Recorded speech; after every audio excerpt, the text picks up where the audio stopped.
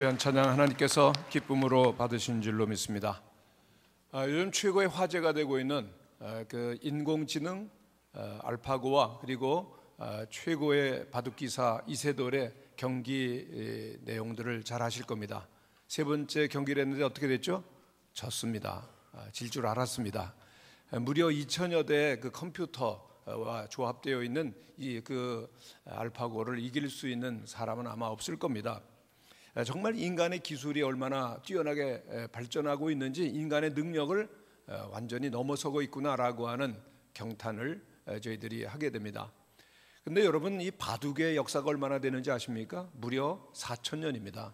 중국 고대로부터 시작돼서 이 긴 역사를 가지고 있고, 그리고 바둑의 최고 고수가 되려면은 어릴 때부터 바둑을 공부합니다. 아무것도 안 합니다. 그리고 오직 대학도 안 가고 바둑만 공부해서 수십 년 그런 도를 닦아서 정말 바둑의 입신의 경지에 오르게 되는데, 그 2년밖에 개발된 지 안 된 그 인공지능이 사람을 꺾었다라고 하는 것, 바둑의 최고 고수를 꺾었다라고 하는 것, 너무나도 놀라운 일인 것입니다. 그동안 바둑하면은 중국과 일본을 꼽았습니다. 그런데 한국을 그 바둑 세계의 아주 정상에 올려놓은 기사 한 분이 있습니다. 세계 최고의 바둑 기사요, 또 세계에서 가장 많이 이긴 기록을 가지고 있는 바로 조훈현 기사입니다. 근데 이분을 길러준 스승이 일본인 그 세고의 겐사쿠라고 하는 일본 바둑의 최고 고수인데요, 이분은 평생 동안 딱 세 분의 제자만을 받았다는 겁니다. 근데 그들 모두가 세계 최고의 고수들이 되죠. 그래서 이제 이 조훈현은 세고의 선생님의 마지막 그 제자가 됩니다. 그래서 그 선생님 집에 9년 동안 먹고 사는 겁니다. 계속해서 바둑만 배우는 거예요. 근데 실제로 선생님과 대국을 하고 배운 적은 별로 없다는 겁니다. 아주 손가락으로 꼽을 정도인데, 그럼 뭘 배우느냐? 그것은 바로 자세와 사람 됨됨이라는 겁니다. 그 바둑의 최고 명인이 되기 위해서 걸맞는 인격과 그리고 품성을 갖추도록 사람이 만들어지는 것이 우선이라고 그 선생님은 가르쳤고, 그 혹독하고 엄격한 그런 가르침 때문에 늘 마음의 중심에 바르게 자세를 가지고 바둑에 임한다는 것이죠. 그럼에도 불구하고 이 서예고의 선생님 몇 년이 지나도록 별로 대국도 안 해주고 가르쳐주지도 아니하니까, 말씀도 잘 안 하니까 굉장히 섭섭한 마음이 있었답니다. 그런데 어느 날 이 세고의 선생님이 부르더니 이렇게 조훈현을 보고서는 말하더래요. 내가 답을 줄 수 있다고 생각하느냐? 답이 없는 게 바둑인데 어떻게 내가 답을 주겠냐? 그 답은 내가 스스로 찾아라 그러더랍니다. 그러면서 또 한마디 덧붙이기를, 답이 없지만은 답을 찾으려고 노력하는 것이 바둑이란다 그러더랍니다. 정말 바둑의 깊은 세계죠. 그런데 그 말 속에서 우리들은 인생의 하나의 원리, 교훈을 발견하게 되는데, 정말 인생이 뭡니까? 답이 없죠. 그럼에도 불구하고 답을 찾아갈 수밖에 없는, 그럼에도 불구하고 답은 얻을 수 없다는 인간의 한계를 우리들은 늘 경험하는 것입니다. 이것이 우리들의 삶이요, 그리고 또한 살아가야 되는 세상입니다. 그러나 우리의 믿음의 세계라고 하는 것은 놀랍습니다. 여러분, 성경 속에는 언제나 답이 있습니다. 아멘. 성경에는 정말 답이 있습니다. 하나님께서는 이 성경 속에 우리의 인생의 문제의 답을 찾아가는 길을 보여주시는 겁니다. 오늘 본문에 보면은 이스라엘 백성들이 약속의 땅을 들어가기 위해서 40년 광야 생활을 마치고 이제 가나안 땅에 들어가게 되는데, 마지막 장애물 요단강이 딱 막고 있습니다. 오늘날 요단강을 보면은 마치 색강처럼 작아 보입니다만은 여호수아 시대는 달랐습니다. 특별히 우기 그리고 또한 곡식을 거두는 수확의 계절이 되면은 그 강의 수심은 매우 깊었고 물살은 아주 급했습니다. 3장 15절의 기록을 보면은 요단이 곡식 거두는 시기에는 항상 언덕에 넘치더라 그랬죠. 이 요단강의 수원은 어딘가 하면요, 멀리 그 갈릴리 바다 북쪽에 있는 헐몬이라고 하는 산인데 높이가 3,000m나 됩니다. 아주 높은 산입니다. 그래서 겨울에 쌓였던 눈이 이제 4월 보리 수확철쯤 되면은 녹아내리기 시작하는데, 요단 강물이 급격하게 불어나서 감히 건널 수가 없는 겁니다. 그럼 뻔히 하나님께 약속하신 젖과 꿀이 흐르는 땅이 보입니다. 그런데 건너지 못하도록 그 범람하고 있는 요단강이 딱 막고 있는 것이죠. 참 하나님께서 인도하시는 인생을 보면은 참 이런 일들이 많이 있습니다. 애굽에서 탈출한 이스라엘 백성들, 홍해가 딱 가로막고 있었죠. 가나안 땅에 진입해야 되는데 하나님께서는 광야라고 하는 이 사람이 살 수 없고 갈 수 없는 곳으로 인도를 하셨습니다. 정상적으로 갈 수 있는 길이 없었냐? 통로가 없었냐? 있었습니다. 그럼에도 불구하고 하나님께서는 길이 없는 막막한 광야로 인도하셔서 40년이나 지나게 하셨습니다. 그런데 이러한 모습을 보면서 우리는 뭐를 발견하게 됩니까? 우리의 인생도 그렇다는 것이죠. 인생에는 우리들이 참 답을 모를, 그리고 넘어야 될 고비들이 언제나 있습니다. 시험을 치러야 될 때가 있습니다. 물질에 문제가 생길 때가 있습니다.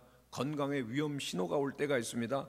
어떤 사업을 하거나 일을 추진할 때 막막하고 두렵고 불안할 때가 얼마나 많이 있습니까?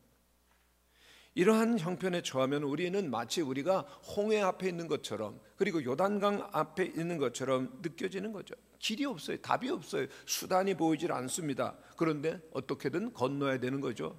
막막합니다.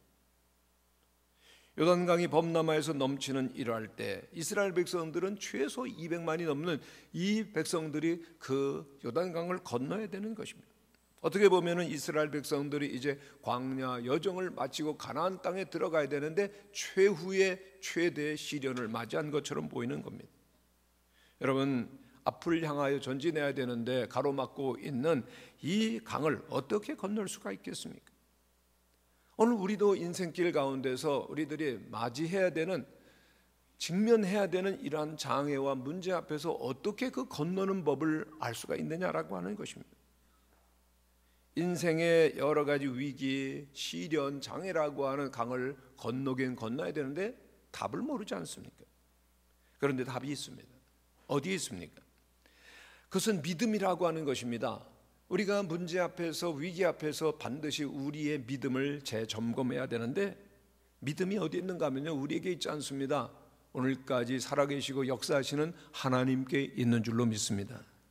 이스라엘 백성들이 이 요단강 앞에 왔는데 문제가 있죠. 근데 문제만 바라보지 아니하고 쭉 돌아보면은 그 하나님께서 애굽에서 건져 주셨고 홍해를 건너게 하셨고 쭉 인도하신 하나님, 그 하나님이 어디 계시죠? 지금 그 문제 앞에는 그들과 함께 계십니다. 아멘. 한번 따라하시기를 바랍니다. 하나님은 함께 하십니다.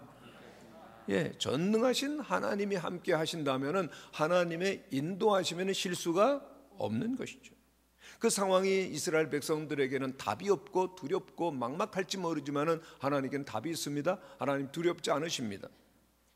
사망의 음침한 골짜기로 그들에겐 보일지 모르지만 높은 곳에서 보시는 하나님께는 그 길이 바로 푸른 초장으로 인도하는 길뿐인 것이죠.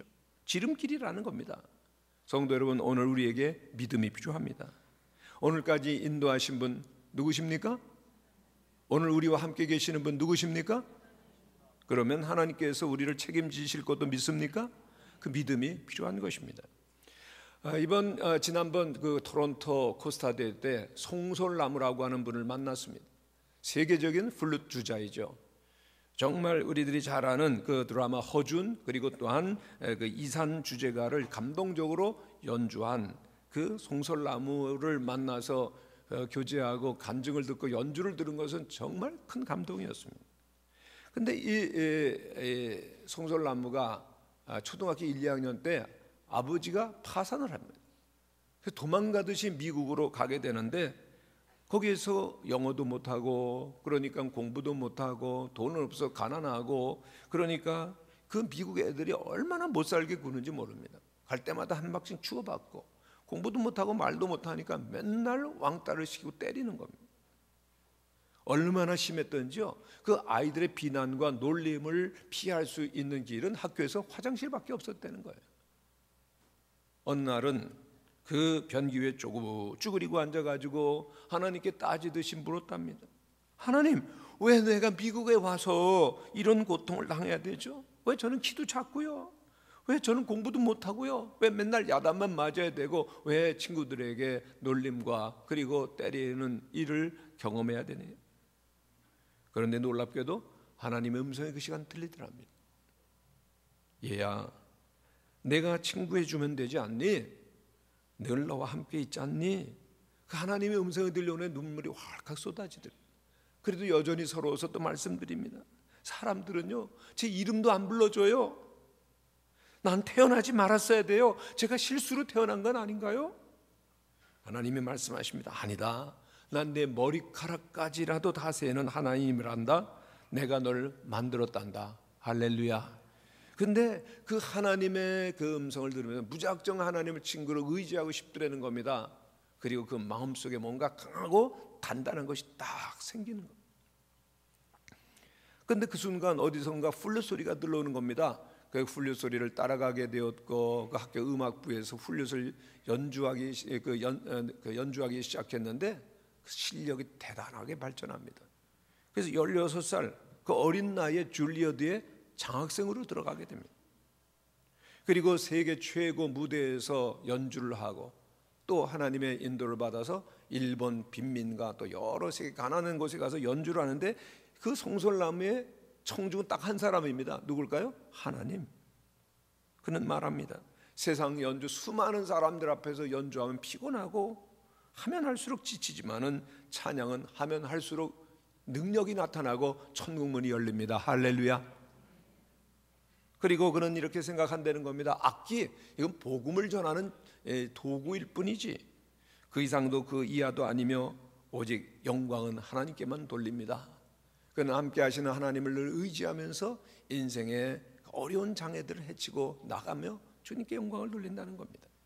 여러분, 그래요. 오늘도 하나님은 우리와 함께 하십니다. 그 하나님을 믿고 나아갈 때 하나님께서 우리의 길을 열어주시는 것이죠.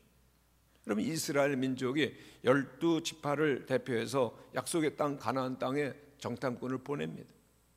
그런데 돌아와서 보고한 12명의 정탐꾼 내용을 우리가 잘 알고 있습니다. 12명 중에 대다수인 10명은 다 부정적인 보고를 해서 그 백성들을 메뚜기와 같다라고 그렇게 낙심시키고 혼란에 빠지게 만들었습니다. 그러나 여호수아와 갈렙만은 하나님을 의지했기 때문에 그 땅을 향해 나가자라고 백성들을 격려하고 용기를 불어넣어줬던 일을 우리는 압니다. 무엇이 이 여호수아와 갈렙을 그렇게 적극적으로 만들어 주었죠? 지금까지 그들과 함께 하시는 하나님을 믿는 믿음이 그들에게는 있었기 때문입니다. 여러분, 참된 믿음을 가진 사람은 앞으로 나아갈 수 있는 줄로 믿습니다. 우리에게 믿음을 흔들어 보는 위기와 시련이 있어요. 큰 장애가 있습니다. 우리가 똑같이 믿습니다, 아멘 그러지만은요, 진정한 믿음이냐 아니냐를 가름하는, 구별하는 것은 바로 그 위기한 시련 앞에서 입술로만 내가 믿음이 있다 아멘하는 사람인지 아니지 참된 믿음을 따라 사는 사람인지가 딱 나뉘어지는 것입니다. 오늘 우리 모든 성도들은 오직 믿음으로 사시고 그리고 믿음으로 나가는 은혜가 있게 되시기를 바랍니다.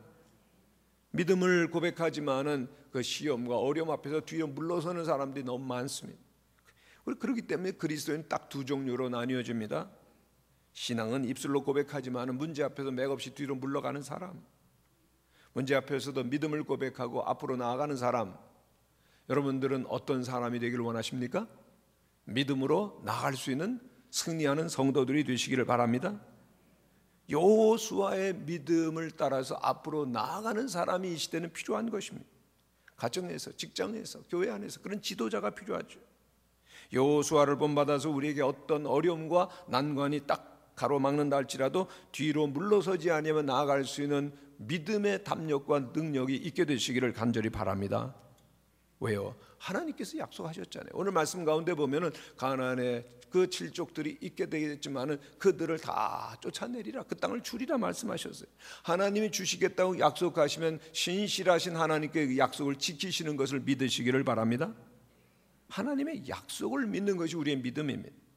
성도 여러분, 오늘 우리에게 믿음이 필요합니다. 어떤 믿음입니까? 하나님이 함께 계시면 우리에게 길은 열린다라고 하는 겁니다.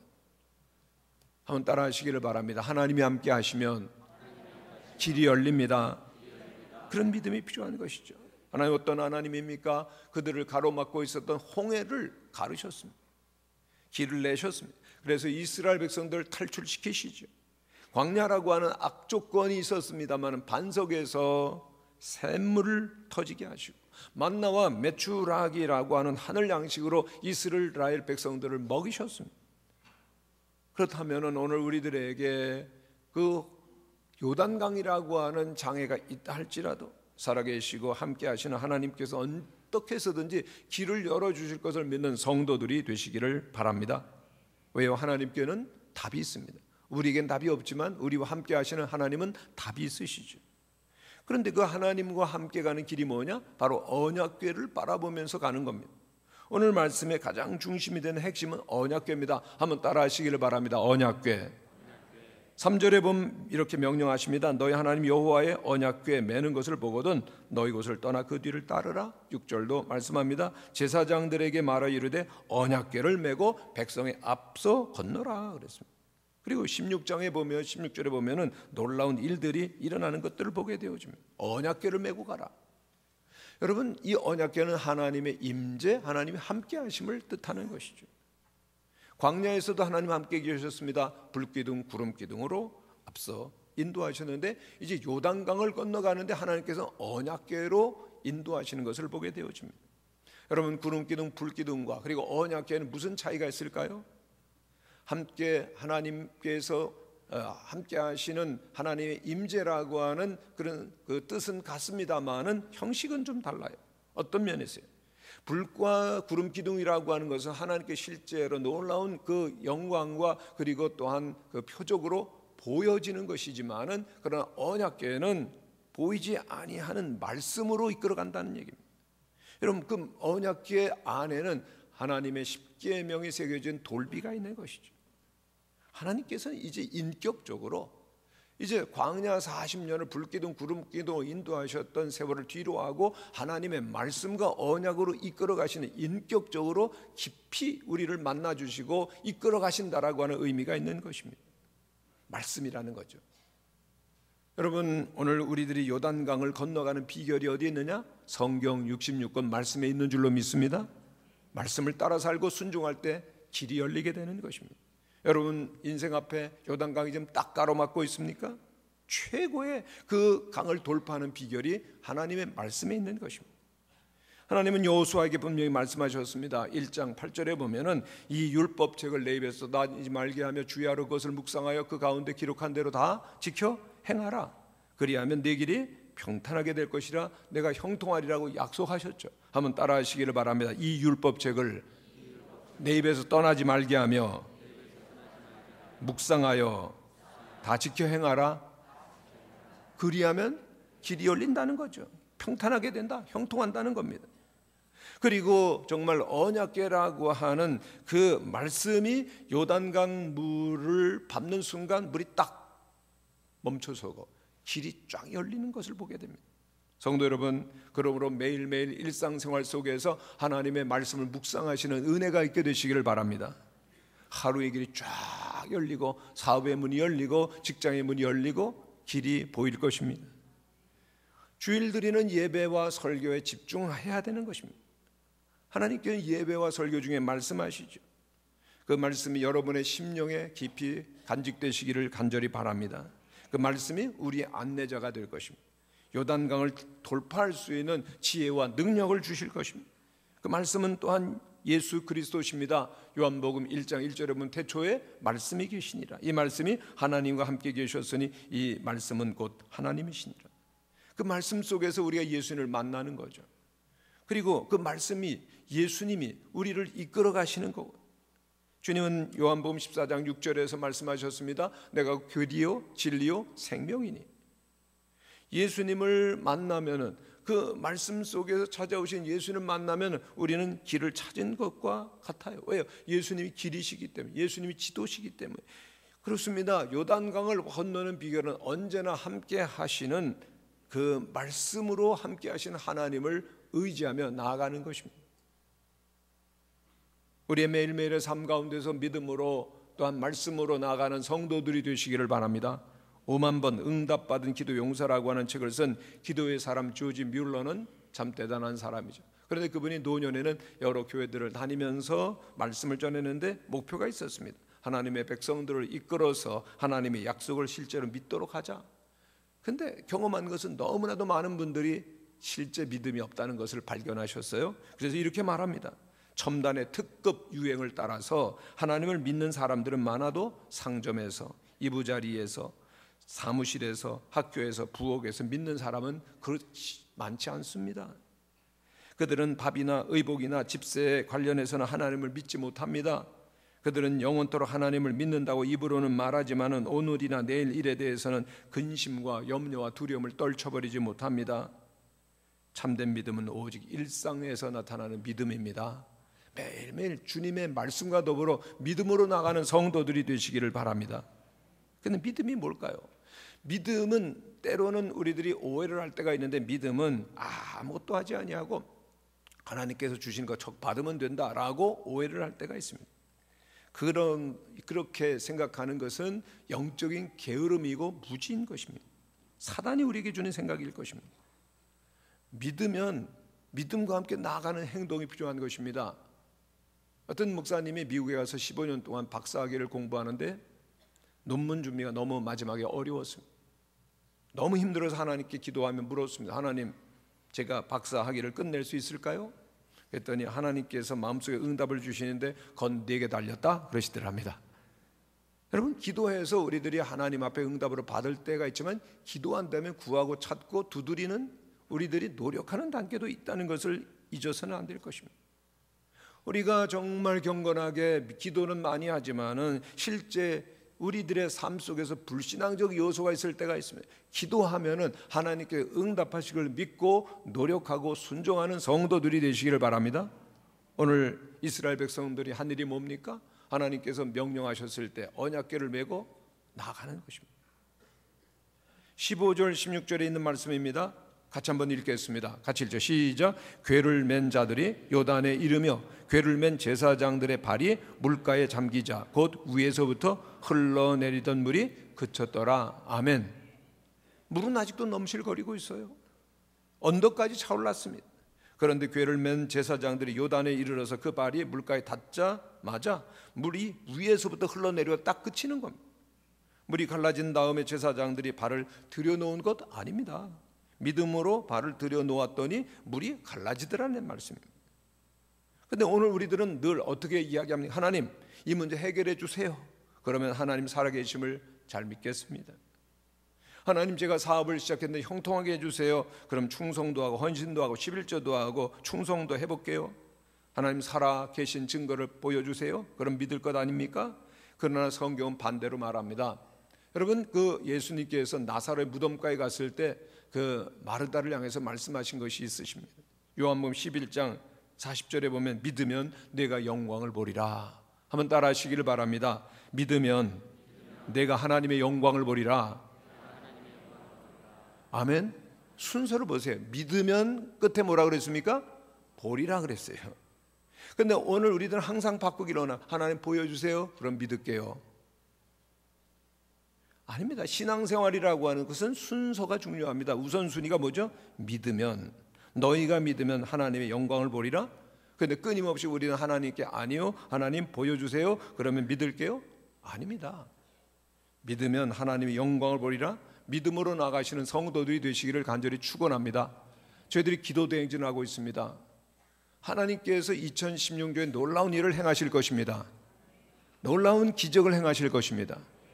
2016년도에 기도하지 않는 분들은 굉장한 손해를 보실 거예요. 왜냐하면 하나님께서 우리의 심령 가운데, 가정 가운데, 사업 가운데 놀라운 일을 예비하고 계시는데, 기도할 때 믿음으로 우리들이 요단강물에 발을 디딜 때 하나님 일하시는 이 원리 때문입니다. 하나님 누구에 응답하실까요? 기도하는 자에게입니다. 믿음을 갖고 순종하는 자입니다. 아멘. 지난 금요일에는 영락기도원에서 노회 행사가 있었는데, 그때 광주 서림교회 송재식 목사님께서 나의 삶의 이야기라는 강의 간증을 해주셨습니다. 많은 분들이 눈물을 흘리고 감동하고 도전을 받았는데요, 이분이 불란서 유학 중에 배에 총을 맞은 분으로서 우리 여전도에 오래전에 오셔서 간증도 하셨댔습니다. 그런데 5년 전에 뇌출혈로 쓰러지셨어요. 2년 동안 완전히 일어나실 수가 없으셨습니다. 여러분, 의사들은 이것은 완전히 불가능하다, 치료되기는 불가능하다고 그랬어요. 성도들의 기도로 의식은 회복이 됐습니다만 일어나 보니까 당신의 몸은 완전히 반신불수, 오른쪽이 마비가 다 되는 겁니다. 말도 못해요. 손 딱 붙었습니다. 발은 질질 끌립니다. 그렇게 의식을 회복하고 자기 몸을 보고서 이제 난 목회자로서 생명 끝났구나 생각하고서 하나님 앞에 눈물을 흘리며 기도했대요. 하나님 저 죽여주세요. 그리고 실제로 자살도 생각하셨다는 겁니다. 그리고 늘 울기만 했는데 어느 날 사모님이 그러실 때 강하게 말했답니다. 여보, 울지 마. 감사하세요. 아직 살아있잖아요. 가족이 있잖아요. 성도들이 기도하잖아요. 하나님께 감사하세요. 그리고는 그 오른손은 쓸 수 없으니까 왼손으로 하루에 3가지씩 기도 제목을 쓰라고 해서 눈물을 흘리면서 그래도 감사를 훈련하는 걸 쓰는 겁니다. 하루에 3가지씩 쓰고 그러다가 그거 끝나니까 100가지 쓰라. 그 100가지 기도 제목을 감사를 다 드리고 났는데 101가지 기도를 하고 나면서 갑자기 마음이 뜨거운 소원이 생긴다. 이 손은 붙어 있지만 하나님 이 손을 펴서 성도들을 축복할 수 있게 해주세요. 그랬는데요, 그때 쫙 손이 펴지더랍니다. 기적이 일어난 거예요. 억지로라도 감사했을 때 하나님께서는 그 기도를 받으시고 기적을 행하셨어요.